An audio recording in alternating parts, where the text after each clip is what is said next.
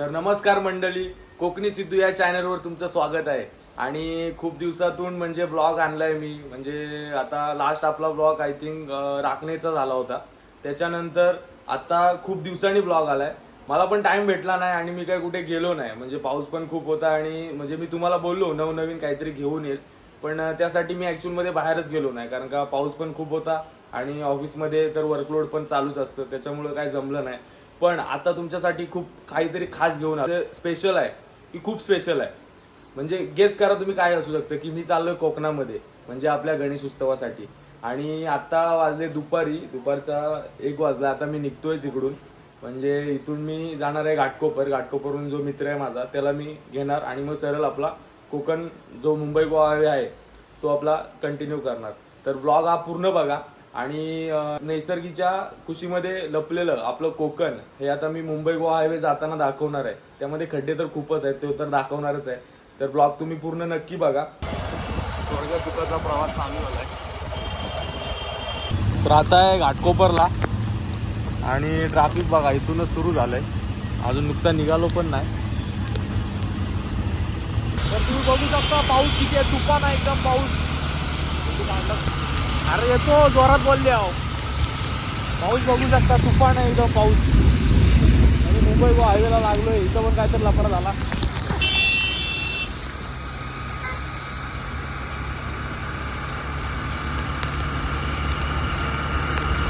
तर आम्ही आता आलोय पनवेलला आणि मध्ये काय भेटला नाही म्हणजे व्हिडिओ वगैरे घ्यायला, कारण का एवढा पाऊस होता काय विचारू नका. आणि हा मित्र यायला म्हणजे घाटकोपरला घेतला मी. आपला भाऊच आहे. याची पण यूट्यूबला आयडी आहे शुभम चलागरे ना, काय शुभम चलागरे, शुभम ऑफिशियल. हां, तर सबस्क्राईब नक्की करा. यूट्यूबला आपल्या भावाचं चॅनल आहे. तर आता आम्ही आले पनवेलला. इथं पेट्रोल पंपावरती उभा आहे. पेट्रोल वगैरे भरलं. अजून आमचे येत आहेत दोघं तिघं मित्र आहेत बाईकवरती. तर आता बघू पुढचा प्रवास अजून खूप आहे. पाऊस तर कंटिन्यू वाट लावले. बोललो काल पाऊस नव्हता, पण आज कसा काय आला एवढा काय कळत नाही. बघू आता पुढे. आणि आपला मुंबई गोवा हायवेचा रस्ता तर आहेच.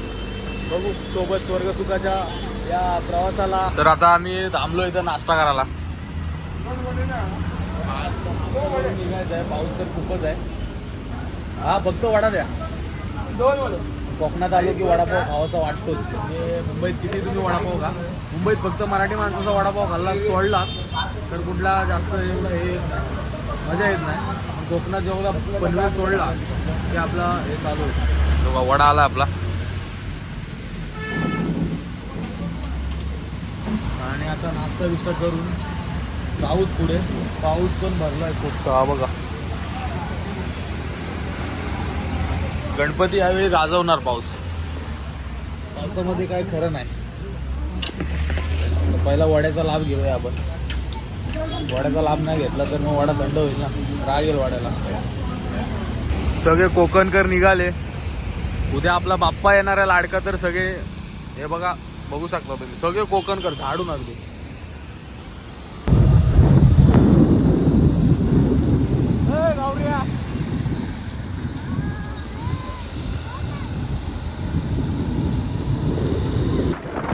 असा रोड आणि असं वातावरण आणि सोबत तुम्हाला काय वाटतं पोरगी असेल काय, आता सुधारले कधीतरी सोबत मित्र आणि असं वातावरण आणि असं आपला खाली रोड आणि गावाला जायची एक्साइटमेंट एवढी आहे ना, काय सांगू तुम्हाला.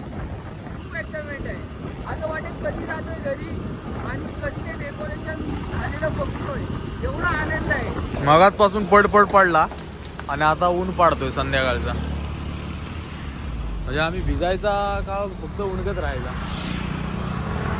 काय खरं नाही. तो जाईपर्यंत हे बघ आताच काळा पडलोय. जरा दिसतोय वाटतं कुठंतरी. गाडीकडे तर बघवतच नाही. आता घरी जाऊन मला वाटायला लागलं ह्याच्यात बेसन लावायला लागेल. गणपतीला बेसन लावायला जातोय वाटतं. हा मस्त की गाडीवर अंग बिंग सगळं दुखतंय, पण आनंद एकच गोष्टीचा आहे. काय तुझ्या ते पण गणपतीला आपण जातोय.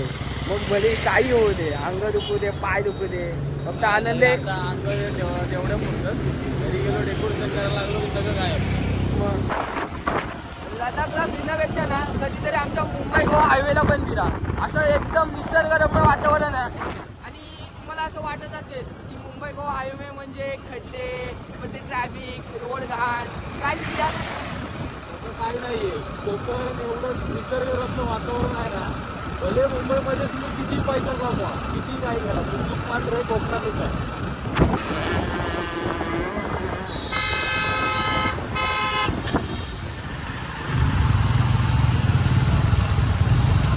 अशी लगबग लागले. उद्या बाप्पा येणार आपले, तर सगळेजण आपले गणपती बाप्पाला घेऊन जात आहेत. कोणी मंडळात घेऊन जात आहे तर कोणी घरी घेऊन जात. आता आलोय मानगावला, तर पुन्हा नाश्ता करतोय. तर मिसळपाव घेतला आणि सिद्ध आपला रसावडा खातो. तर आपले नाश्ता वगैरे करू आणि परत आपल्या प्रवासाला लागू. आता काय 1-1.5 तासात पोहोचू काय सध्या? हो, 1-1.5 तास लागेल. पण म्हटले होते की मानगावमध्ये ट्रॅफिक आहे आणि जे बोलले होते खड्डे आहे मुंबईला, तर मला एक पण खड्डा येताना भेटला नाही अजून. आता बघू जाताना, म्हणजे परतीचा प्रवास जो असेल तेव्हा बघू काय आहे ते. पण अजून तरी मला एक पण खड्डा भेटला नाही. तर आता मी रसावड्याचा आनंद घेतो.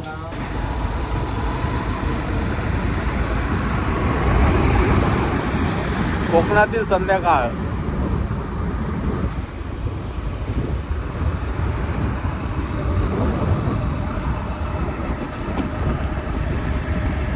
तर फायनली आम्ही पोलादपूरमध्ये पोचलो आहे. आमची जन्मभूमी म्हणजे आमचं पोलादपूर गाव हे तालुका आहे आणि पुढे आमचं रानवडी गाव आणि डोंगरेश्वर गाव म्हणजे आमचं गावचं वातावरण बघा संध्याकाळी. आता वाजलेत किती, 6 पावणे 8 झाले ना. हां, पावणे 8.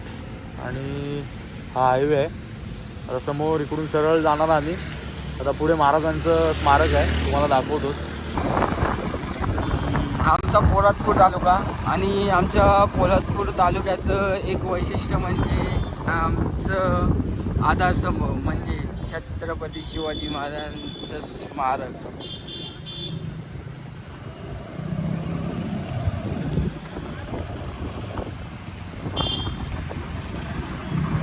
तर मंडळी फायनली पोचलेलो आहे गावी. आणि खूप कंटाळा आला, पाऊस वगैरे होता तर म्हणजे ट्रॅव्हल करून. बट ठीक आहे, कोकणात यायचं म्हटल्यावरती थोडं हे असतंच ना, म्हणजे खुशी असते माणसाला यायचं आहे म्हटल्यावर. तर फायनली पोचलो आता आपल्या जन्मभूमीमध्ये. बघा इकडे गाव, रात्रीचं गाव तुम्ही बघू शकता. आमचं हे घर असं आहे. तर हा ब्लॉग आवडला तर नक्की लाईक करा, शेअर करा आणि सबस्क्राईब करायला विसरू नका. आणि हा ब्लॉग तर आहेच, आणि अजून गणपतीचे 7 दिवसाचा जो आहे तो मी पार्ट 1 आणि पार्ट 2 मध्ये 2 ब्लॉग असे करणार आहे. तर तो नक्की बघा तुम्ही. हा तर बघाच पूर्ण आणि लाईक करायला विसरू नका.